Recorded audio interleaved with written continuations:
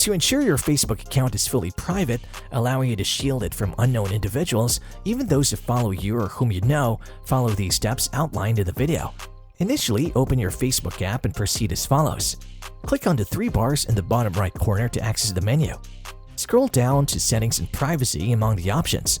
Within the drop-down menu, select Settings. Find Privacy Checkup in the Account section or use the search option if needed. Click on Privacy Checkup. Choose who can see what you share. Set all options to only me to maximize privacy. However, you can opt for friends or friends or friends based on your preference. Click Next and do the same for the next two options. Optionally, enable Limit the Audience for posts you've shared with friends or public to restrict access to your older posts. Use the block feature to block specific users if desired.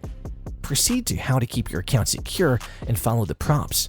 Review your password settings and, if necessary, update your password. Proceed through the remaining prompts. For further privacy, go to How people can find you on Facebook and set it to friends or friends or friends. Adjust individual settings to only me if desired. Additionally, consider disabling the option that allows people to find you on Google. Finally, you can explore your data settings for linked games and apps on your Facebook account, but these settings are less critical to your privacy. Following these steps will help you make your Facebook account as private as possible.